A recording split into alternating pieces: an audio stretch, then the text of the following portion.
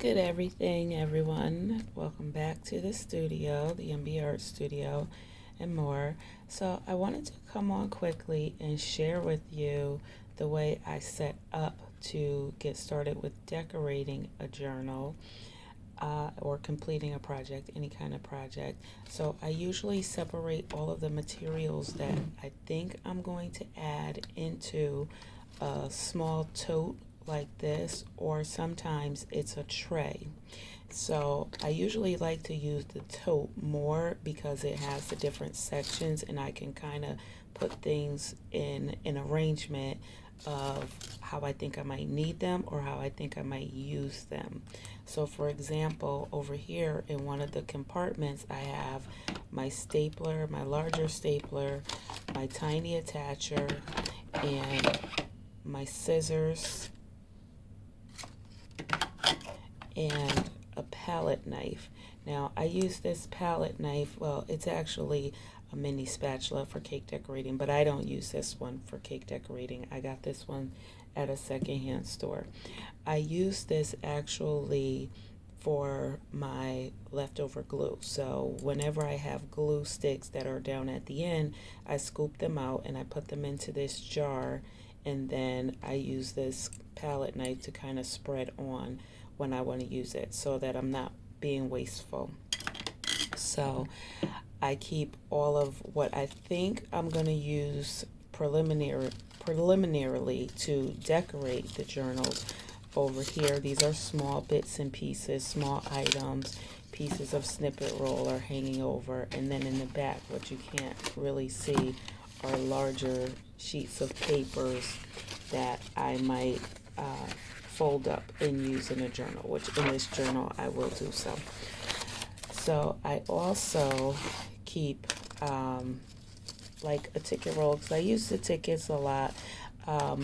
Most of my journals are created for younger people, so I don't do a lot of vintage style as of right now. Not to say that that can change. So most of the things that I have appeal to kids, basically, or younger adults, or people who like a more eclectic style, a more colorful, vibrant style. So that's where most of my things are kind of centered around.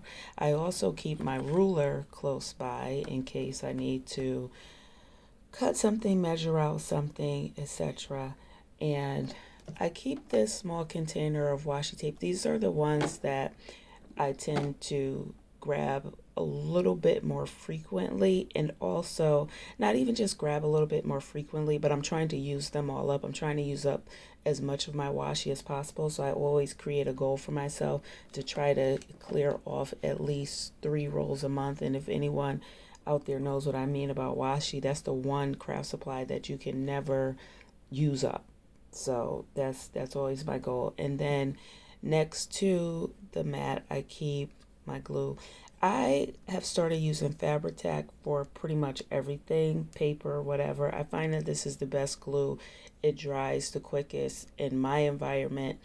It holds very well in my environment, and it I haven't had a problem with this yet. I do use sometimes the Aleene's, which I find that not to work as well for me in my environment. And I keep saying in my environment because I find that people in the videos that I watch, they're always asking the creators what type of glue they're using and where it comes from and all of this stuff. And I found that with glue, it really doesn't matter what kind of glue you're using so much as to how it works in your environment, your climate, etc. So even when I'm at my job and I'm using glue, it performs differently than when I'm in my home and I'm using certain glues. Like the drying time is different.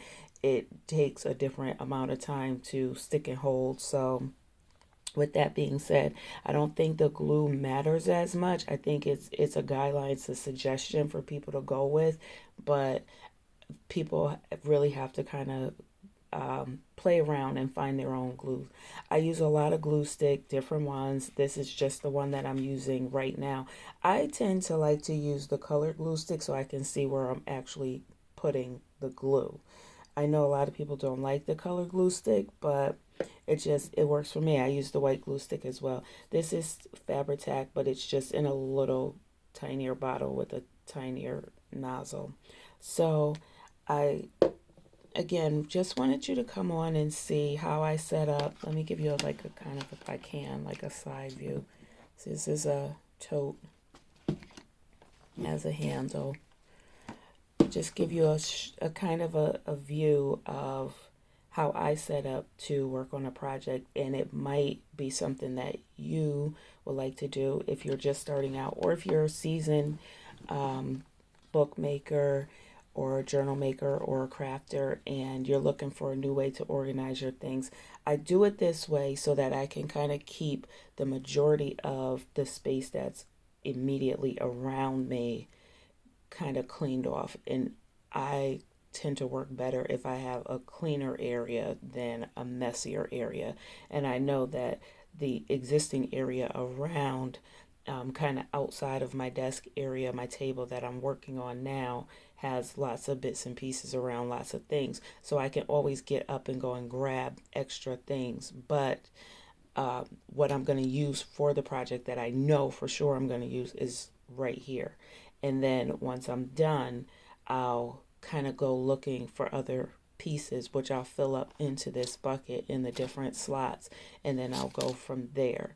So I thank you for joining me. I hope that gave you just an idea of how you can organize your things. This is the Barbie journal. I will be decorating some of this on camera. It is being made for a little girl who's 5 years old. I've actually made two because the little girl has a sister. They're 4 and 5 years old. So one journal is already done and this one is in the works. So stay tuned and please come back and join me while I'm decorating this journal. And then also, if you miss the decorating process, maybe you might catch the final flip through of both journals. But I definitely invite you back here. Thank you for being here. Thank you to all of my subscribers, new and those who've been with me for some time now. The channel is growing, and I thank you, and I thank you for your comments, your sharing of the videos, and your thumbs up, and have a wonderful day.